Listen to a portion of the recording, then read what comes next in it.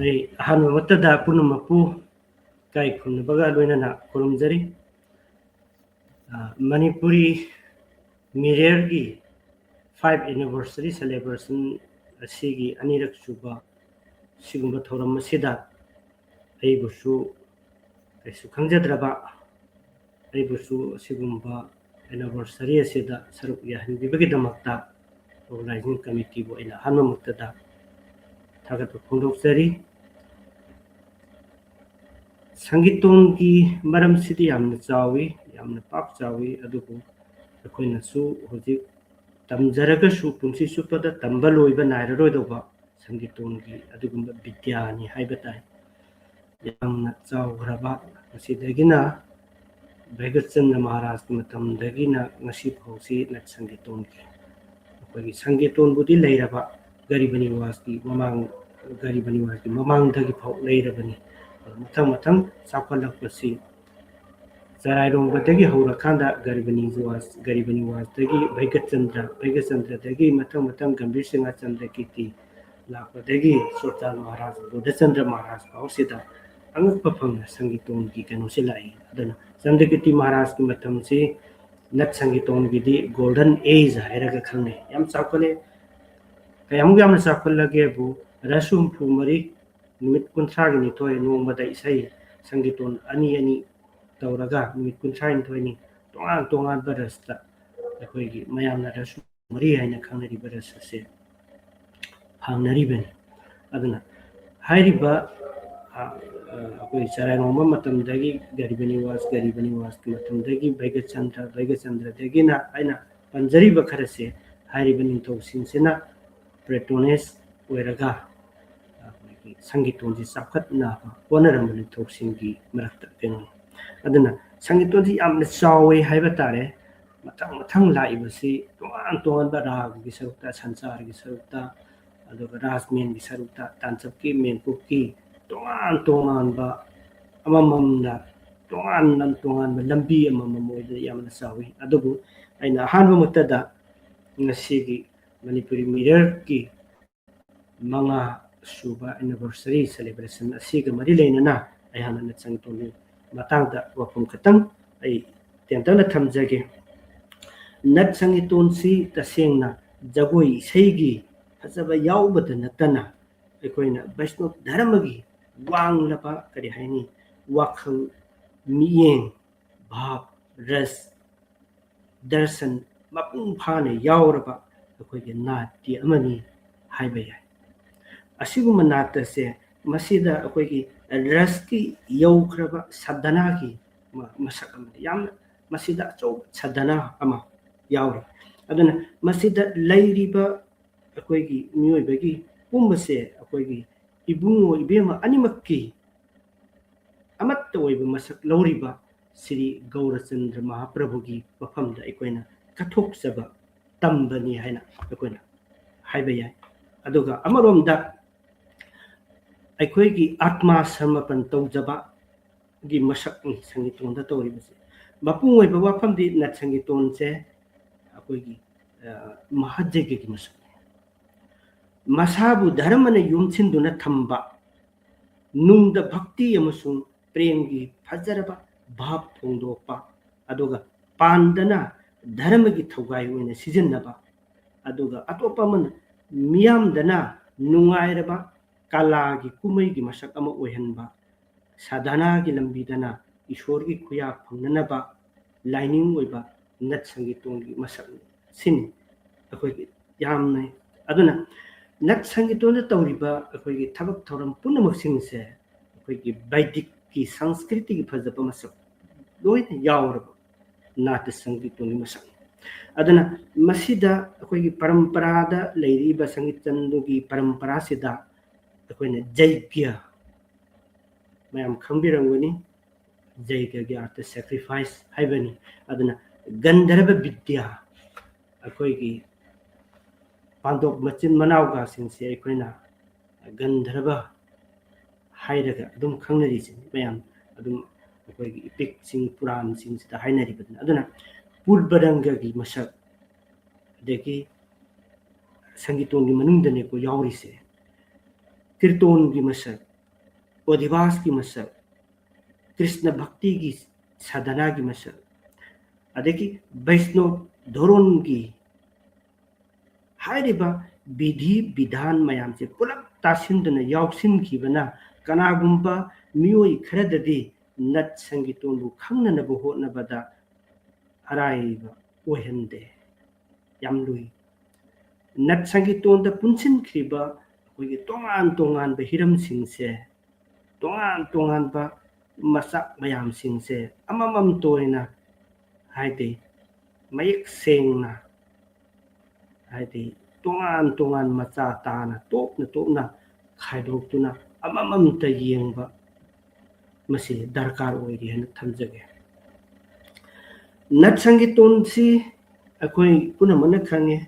pokpadagi siba phawbada pangthokliba thabak thoram punamakta nat sangiton je thadokpa leitana thagonaraga राष्ट्रदगी Chandragi मतमदगी होने ngasi फावबा लाए करिगिनो तुदि हाइबदा नट संगीतोन हाइबसी एखोइना करिगिदमक्ता सुक यामना मरु ओइना लौरिबनो अदुगा करिगिदमक्ता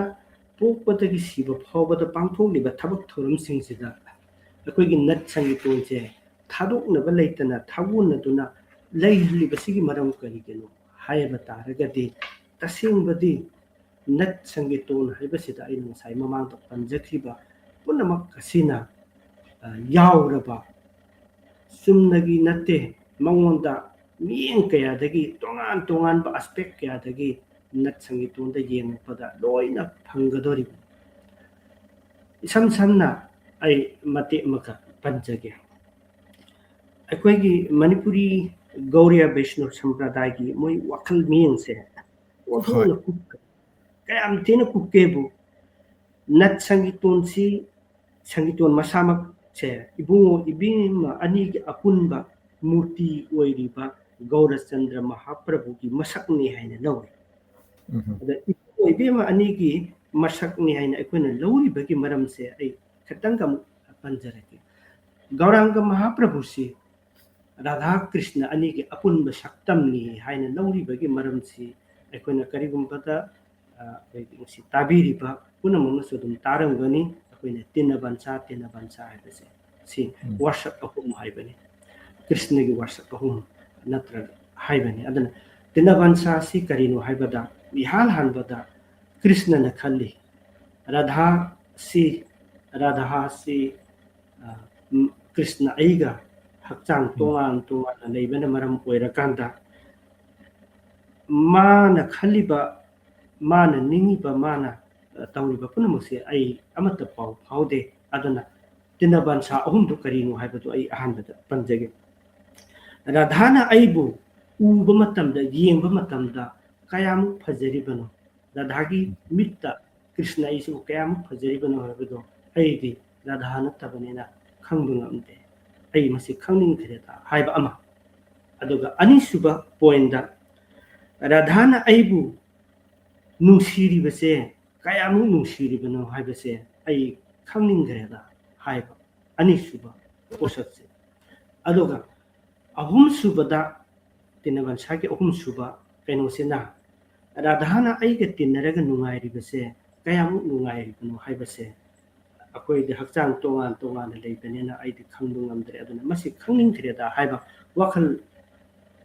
ahum se masi handak gauranga mahaprabhuna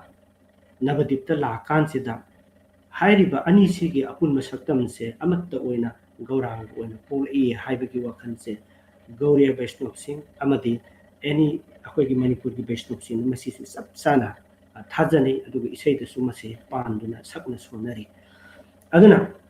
hairiba khangba ahum leibaduna handak gauranga oina polopi adu gauranga ki wakanda su akoina dum khangi karigumba matamda gaurangana radha bhab la kanda krishna haina sakhi aduga krishna gi bhab la kanda radha haina sakhi ba madu aikona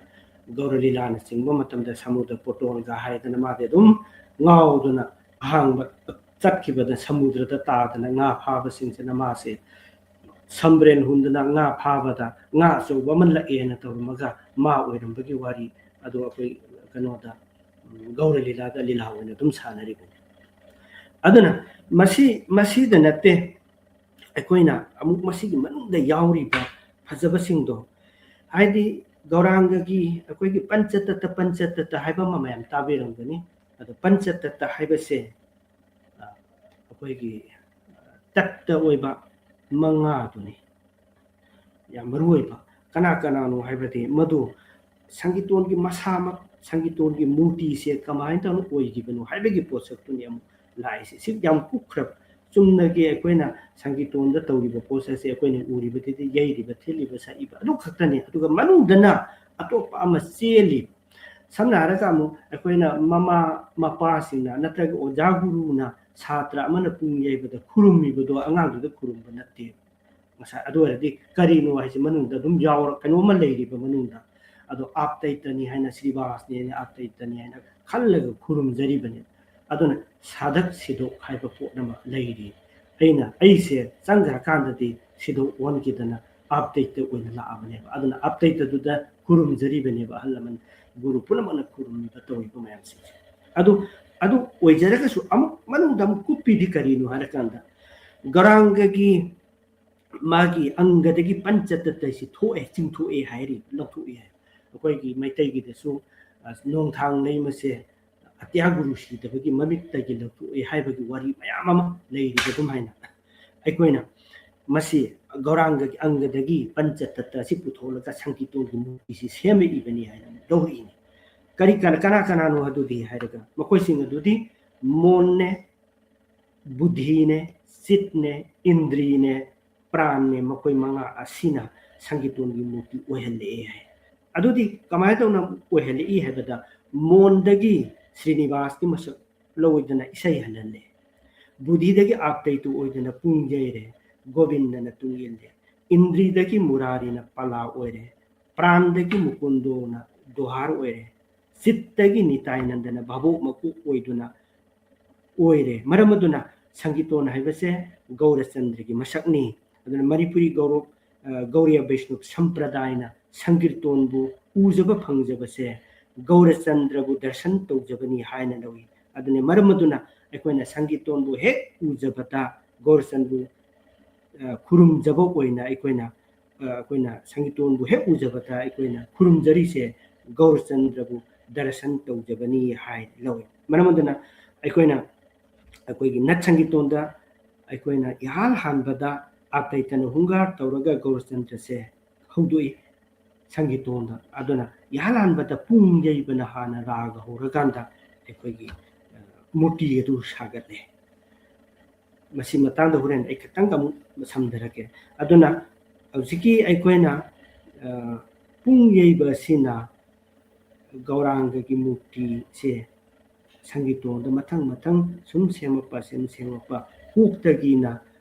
ꯉꯛꯇꯒꯤꯅ ꯊꯕꯥꯛ ꯊꯕꯥꯛꯇꯒꯤꯅ ꯄꯨꯛꯇꯒꯤꯅ ꯈ꯭ꯋꯥꯡꯗꯒꯤꯅ ꯈꯣꯡ ꯃꯊꯪ ꯁꯥꯔꯛꯄꯗꯨꯅ ꯁꯝꯄꯨꯔꯅ ꯑꯣꯏꯕ ꯐꯥꯎꯁꯦ ꯔꯥꯒ ꯆꯨꯕ ꯍꯥꯏꯅ ꯈꯪꯅꯩꯕ ꯄꯣꯠꯁꯛꯁꯤꯗ ꯑꯣꯏ ꯑꯗꯨꯅ ꯔꯥꯒ ꯆꯨꯕꯁꯤꯒꯤ ꯃꯅꯨꯡꯗ ꯑꯩꯈꯣꯏꯅ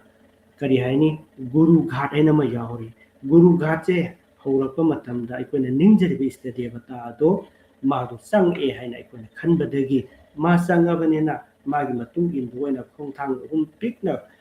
ꯃꯥꯡꯗ ꯊꯥꯡꯉꯀꯥꯟꯗ ꯑꯩꯈꯣꯏꯅ ꯆꯪꯁꯤꯜꯂꯤ ꯑꯩꯈꯣꯏꯁꯨ ꯃꯥ ꯂꯥꯛꯑꯦ ꯍꯥꯏꯗꯅ ꯈꯜꯂꯒ ꯑꯗꯨꯒ ꯑꯩꯈꯣꯏꯒꯤ ꯖꯇ꯭ꯔꯥ ꯍꯥꯏꯇꯥꯔꯦ ꯃꯥꯟꯗꯣꯞ ꯈꯜꯂꯤꯕꯗꯨꯒꯤ ꯖꯇ꯭ꯔꯥꯗꯨꯒꯤ ꯃꯅꯥꯛꯁꯤꯗ ꯑꯥꯁꯟ ꯑꯃ ꯊꯥꯏ ꯑꯥꯁꯟꯗꯨꯗ ꯃꯍꯥꯛꯇꯨ ꯂꯦꯡꯁꯤꯜꯂꯛꯑꯦ ꯍꯥꯏꯅ ꯑꯩꯈꯣꯏꯅ ꯂꯧꯔꯤꯕꯅꯤ ꯑꯗꯨꯒ ꯑꯃꯨꯛ ꯈꯣꯡꯊꯥꯡ 3 ꯍꯟꯗꯣꯛꯑꯦ ꯃꯥ ꯂꯥꯛꯑꯦ ꯍꯥꯏꯅ ꯑꯩꯈꯣꯏ ꯆꯪꯁꯤꯜꯂꯨꯔꯀꯥꯟꯗ ꯃꯅꯥꯛꯇ ꯑꯗꯨꯝ ꯂꯩꯕ ꯅꯠꯇꯕ ꯈꯖꯤꯛꯇꯪ ꯈꯣꯡꯊꯥꯡ ꯄꯤꯛꯅ 3 ꯍꯟꯗꯣꯛꯑꯒ ꯑꯩꯈꯣꯏꯅ ꯇꯧꯏ ꯒꯨꯔꯨ ꯘꯥꯠ ꯍꯦꯛ ꯂꯣꯏꯈꯤꯕꯒ ꯉꯁꯥꯏꯒꯤ ꯂꯦꯡꯁꯤꯟꯈ꯭ꯔꯤꯕ ꯏꯁꯇ ꯗꯦꯕꯇꯥ ꯑꯗꯨꯗ ꯑꯩꯈꯣꯏꯅ ꯄꯟꯆꯥꯡꯒꯅ ꯈꯨꯔꯨꯝꯃꯦ ꯑꯗꯨꯗꯒꯤ ꯍꯧꯒꯠꯂꯀꯥꯟꯗ ꯑꯩꯈꯣꯏꯅ ꯏꯁꯩꯒꯤ ꯔꯥꯒ ꯑꯃꯨꯛ ꯍꯧꯅ ꯁꯛꯂꯛꯑꯦ ꯏꯁꯩꯒꯤ ꯔꯥꯒ ꯁꯛꯂꯛꯄꯗꯒꯤ ꯃꯊꯪ ꯂꯣꯏꯔꯀꯥꯟꯁꯤꯗ ꯃꯌꯥꯝ ꯑꯃ ꯁꯪꯒꯤꯇꯣꯟꯒꯤ ꯃꯥꯒꯤ ꯔꯥꯒꯒꯤ ꯏꯁꯩ ꯌꯥꯍꯜꯂꯝꯕꯗ ꯘꯣꯔ ꯁꯛꯑꯦ ꯄꯟꯆꯣꯝ ꯁꯛꯑꯦ ꯙ꯭ꯔꯤꯀ ꯆꯠꯂꯦ ꯑꯗꯒꯤ ꯄꯟꯆꯣꯝ ꯃꯇꯦꯛ ꯍꯟꯖꯤꯟꯕ ꯇꯧꯔꯒ ꯑꯦꯅꯤ ꯘꯣꯔꯗ ꯍꯟꯖꯤꯜꯂꯀꯥꯟꯁꯤꯗ ꯄꯨꯡꯂꯣꯏ ꯂꯣꯏꯔꯀꯥꯟꯁꯤꯗ ꯑꯩꯈꯣꯏꯅ ꯁꯟꯆꯥꯔ ꯌꯩꯌꯦ ꯁꯟꯆꯥꯔꯁꯤꯅ ꯃꯥꯒꯤ ꯑꯥꯚꯨꯔꯣꯟ ꯇꯧꯖꯕ ꯑꯥꯔꯇꯤ ꯀꯠꯆꯕ ꯃꯁꯤꯒꯤ ꯃꯁꯛ ꯃꯌꯥꯝ ꯑꯃ ꯃꯅꯨꯡꯗ ꯑꯩꯈꯣꯏꯒꯤ ꯑꯇꯣꯞꯄ ꯃꯌꯥꯝ ꯑꯃ ꯙꯣꯔꯣꯟ ꯃꯌꯥꯝ ꯑꯃ ꯂꯩꯔꯤ ꯍꯥꯏꯕ ꯇꯥꯏ ꯑꯗꯨꯅ ꯏꯍꯥꯟ ꯍꯥꯟꯕꯗ ꯑꯩꯈꯣꯏꯅ ꯁꯪꯒꯤꯇꯣꯟꯁꯦ गौरांग महाप्रभु सिसु कनाना कौबनु हायरदी ngसाइगी अपडेट सिना कपैगी गंगादा तुलसी पत्र कल्ला कांदा मतम सिदा कोई इंडिया से मुस्लिम सिंगना डोमिनेट तौदना मैतै कनोगी कोई हिंदू की लेरंबा लाइ पुनमक अदुदगी मंदिर पुनमक लोइना तखाइदना कनागुंबा स्तदेवता निंजबा कांबुना लेपाक फुमखिबा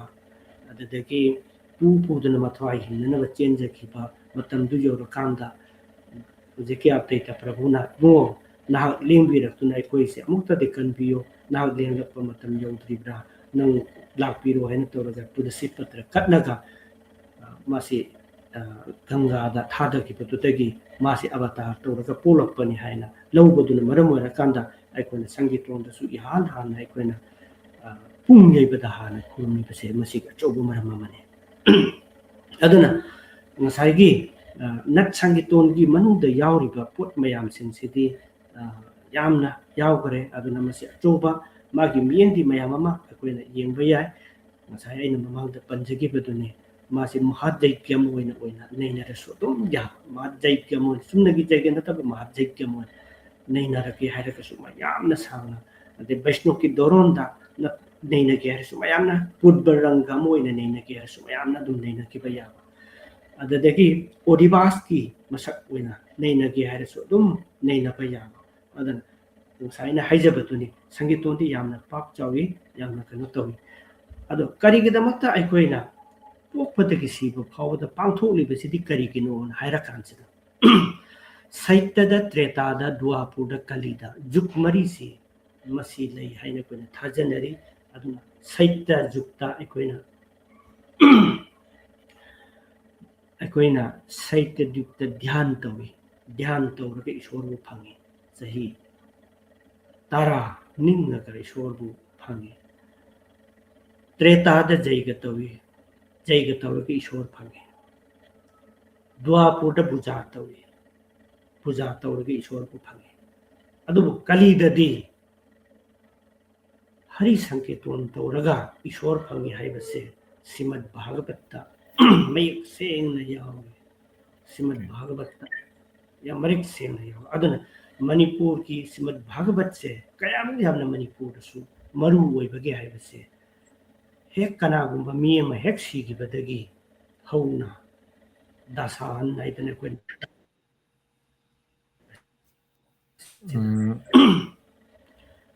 सुलेप लेपतना निमित तरानी अखोइ श्रीमद् भागवत अदुना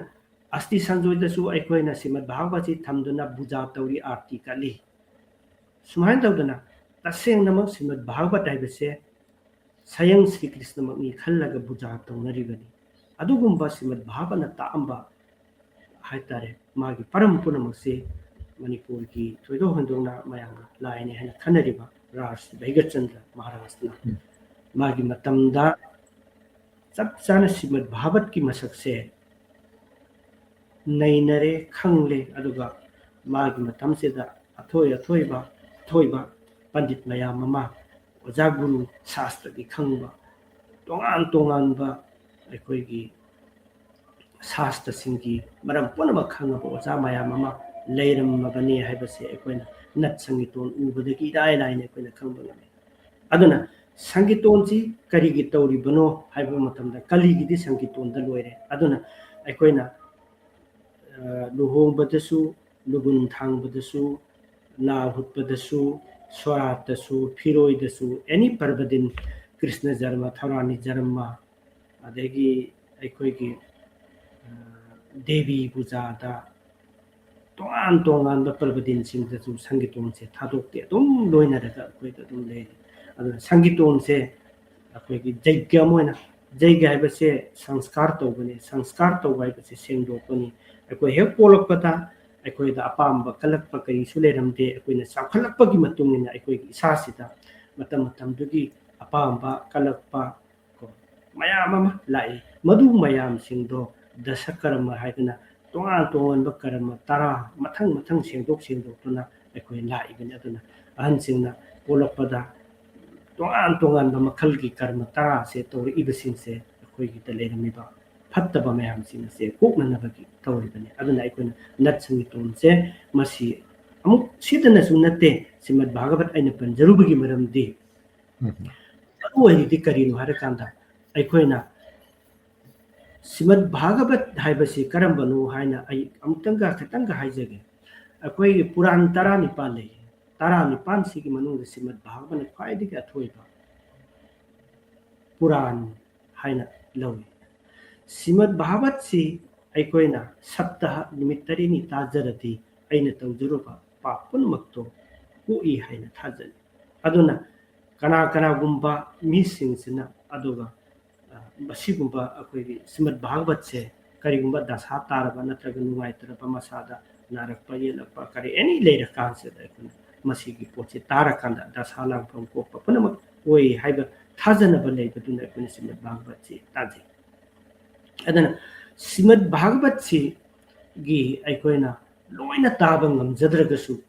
श्रीमद् भागवत से अध्याय तरानिथोइनी चैप्टर तरानिथोइनी चैप्टर तरानिथोइ से लोइना ताबा ngamjadragasu दशम स्कंद हाइबा तरासुब स्कंद से मसी खतंग ताजरगासु पुनमक ताजबगी फोरदो फंगी हाय अदुबु करिगुम ngamdre हाय खलगासु दशम स्कंदगी मनुंगदा यावरिबा रास पंचायत हाइबा अध्याय मंगा से सी खतंग ताजरगासु पुनमक संपूर्ण होइना ताजबदगी मधु खतंग ताजबना मही फंग अदुसु ngami हाय मधुसु अमुक ngamdre हायना खलगासु रास पंचायत हाइसी मनुंगदा यावरिबा गोपी गीत हाइरिबसे मसी खतंग ताजबदसु अखोइना अखोइगी लंगजकी पाप पुनमक उहनबं ngami हाइबे वाखलोन से अदा गोपी गीत हाइरिसे करिनो हाइबगी मतांगदो आई खतंग लिजर गोपी गीत हाइबसे करिनो हाइबा तारगदी अखोइना हुसी मणिपुर सानरिबा महाराज हाइबसे श्रीमद् भागवत की दशम स्कंद यावरिबा रास पंचायत हाइबसे मसीगी सरुकसिने महाराष्ट्र सानरिबसे ब्रजगोपी सिंसी ओजासिन सुदुम हाइने लाइरिक सुदुम यावी मुनि ऋषि सिंह ओलपनी है कृष्ण बु फंगजगे मको कया टोप तौरुर मतुंगदा ब्रजगी गोपी ओइना पोलपनी है अदु मपु पोली इसे कृष्ण फंगबदि नत्रे फंगजननबा अमुकसु ओइरि इबनी अदना मकोइना ब्रजगोपी सिंह मुनि ऋषि सिंह ओलगिबा कांबु सिंसेना अमु जमुना मपांदा कैतेनी पूजा तौरगा श्री कृष्ण से फंगजगे हाइदना मकोइना खुरुमजै अदना मकोइना खुरुमजबसिदा कृष्ण न खले मकोइगी निंजबसे आई थुंगलगे हाइना खलकपदा अकोइगी हियांगैगी पूर्णिमा निमितसेदा अकोइना बसंतरा से अकोइसु सानी मसेदा माना रास हानगे हाइदना श्री कृष्ण न मागी जगत जीवबु सुमत्पंगमबा बासी सी खोंगी अदो कृष्ण की बासी सी कैदवी हाइबदा अकोइगी मंगोंदा भक्ति लेतबा श्रद्धा लेतबा मीदति तादबा मंगोंदा श्रद्धा लेबा मीचिंदति ताजबा अदुना कृष्ण की बासी खोंग मतमदा कनागुंबा गोपी सिंह चाक थोंदुना लेरंबा अंगामबु पिक्था अंबा अदुगा फी सुदुना लेरंबा तुमदुना लेरंबा थबक सुदुना लेरंबा पुनमक सिंजे होंदु अमका मागी बासी खोंजेल तमना मयाम से लोइना लाए अदा कृष्ण ना हाय करिगिनो नकोइना अहिंग अथेंगबसिदा युमददि लेगे हाइददना थेंगलबा सा कैना थलबु उमंगसिदा नकोइ करिगि लाइबनो हायना हाय मसे रासकी मनुदे यावजरिबनि कोइना हायरिसे अदुदे कृष्ण ना हाइबसिदा ब्रजगोपी सिंसिना हाय नोय हल्लो हाइबसिदा ब्रजगोपी सिंसिना करि हायरके अकोइदि पुनमक थादो अमबगा इबुगोंगे नाक्ता अकोइदि लाक्चरबनि हायना मकोइसे सरेंडर तौइ अदुना सरेंडर तौरपस मतुंगसिदा ब्रजगोपी सिंसिगी मसादा करीमत खंद्रे नापन यावद्रे करीम हो लेत्रे तसेंगबा याम प्योरिटी होइबा पोटो लेरे हाइबसे खंगबदि कृष्णना पेलदना मकोइ पुन्ना रास लीला सानमिने सुमना रास सुम सानरकांचेदा ब्रजगोपी सिंगी वाखल दखले ब्रजदा लेबा नुपी पुनमक्तगे अखोइना अथोइबि अहेनबि हाइबदु ओइरमाले इबुंगोना नुसिरिबसे हाइना खलकपतुदा श्री कृष्ण न खले मकोइ सिंसिदे नापन यावरेदना अदुदि मकोइ सिंसिगी मनाक्ता आई लेबे याद्रा आई चलगे हेना माना रा श्रीमती राधिका पूरगा लापने श्रीमती राधिका पुदुना चक्रब मतोंदा ब्रजगोपी सिंह से कृष्ण उबदा मफम पुनमक्ता हौरिबा लेरिबु उपाल वापाल हैरांग लाया पुनमत कृष्ण बु उबरा हैना हंगते कना अमतना कुमक्ते ताकपिरक्तरे कनातसु मखोय वाबना लोयरे खले जमुनाद चोंथरगा सिरा सिरायन खल्लबके तांजा योरप कांसिदा सोमनाकंदसु श्रीमती राधिका सु नापन जावरे ब्रजदा लेबा नुपी पुनमक्सिंग ब्रज गोपी पुनमक्सिंगदगी श्री कृष्णना नुंसिरिबसे राधा एतपु हेना नुंसिरा माले हाइबु वाखनसे मासु खले अदुना कृष्ण दमान हारे बो आई वाबना लोयरे लमसांग लापना आई खोंग थांगदुना सप्प ngamdre aduna ibuna ibu puning mafamda pubiyo aidi ngamdare haina leira kanda da ibuna masiji napan yawri dana haina khalladuna mana phare phare adudi lao ai poge ni ibuna phamdagi basida masa uhan gi dai mangra ba matung da ti radha sisu ibungo koiti ti ba hore phangdre ngasai kundoma braja gopi singduga mohiga radha ga mukthenare aduna makoi puna mangna hangne be manangdi kamai do dana thamda sida lerami banu haina ta kanda ai ni ibungo da langja ki badagi ibungo na ibu hundu omi bani aduna di ibungo na ikoi bu nungsi bidrabani na ikoi jamuna da song thaduna sira si haiba magi timing do yorapa matamda braja gopi singduna adungai haiba tare adungai mana kainuki krishnana Narad मुनि दा ताकफिगिबा वाहय Malay करि हाइगेबु नाहं तिस्तामि बैकुंठे जोगिनां हृदयनाच मत भक्त यत्र गयंती तिस्तामि नारद हाय हे नारद कृष्ण आइदि मुनि ऋषि सिंगी हृदय दसु लैते करिगुंबा मफम अमतद कृष्ण आइदि लैते कृष्ण आइना लैबा मफम दि आइगी भक्त सिंगना आइगी नाम गुण सक्सोलिबा मफम दुदा कृष्ण आइदि लेंदना लई हाइना ताकपिखिबदो मखोय निंसिंगे अदुदगी कनागुंबा गोपी अमना पुंगेरे कनागुंबा अमना इसेसे कनागुंबना पलावोयदना पुन्न योमजिल्ला कांदा इबुंगोगी नाम गुण सकपलोयरबा मतुंगसिदा सइंग हेसिदा मखोयबु अमुक उहल्लरोय सक अमुक्ता मखोयदा उल्लरोय हाइदना खनखिरबा श्री कृष्ण दो मनाइगी प्रेमना खांबा ngamdaduna मखोयगी ममांगदा अमुक आविर्भूत अमुक हन्ना थोलक्तुना ब्रज गोपी सिंधुगा मखोयना निंगजरिबा पामजरिबा ब्रज गोपी सिंह पामबदो थुंगंदुना एको गोपी एको शाम गोपी अमगा शाम अमगा गोपी अमगा शाम अमगा थोहंदुना अखोयना महाराज आइजे सानरिबा अदना इसै तौरकांदा कीर्तन ब्रज गी साई गोपी गीत सित तौरकांदा कृष्ण लाई हाइबसे श्रीमद् भागवतना सयंग वैना खुदम वैना पीदुना लेरबा गौरचंद्र महाप्रभुनसु अखोयगी कलिगी दमक्तदी हरि संगीतोन हाइबसने अथोयबनी हाइदुना मान हाइरनी अदुगा अतोपा मना मुसु अखोय श्रीमद् भागवत हाय हरे नाम इव केवलम कलो नास्तेव गतिरेन था हरि नाम तना अरेपनी कली जुक्ता हरि नाम नत्तना अतोप उपाय मत लेते हाइबो वाइसे सिगुंबसिंसे मणिपुर की गौरिया वैष्णव संप्रदायना चेतना थाजबदगी अइकोइन पोपदगी सिबु फावबद पांथोलेबा थबक थोरम पुनमक्ता लत्संतोनसे थादोकलेबा लेकना नतुना लापनी सिगु वफमसे लत्संतोनसे करिनो हाइबकी अइ सुमाइना थमजगे।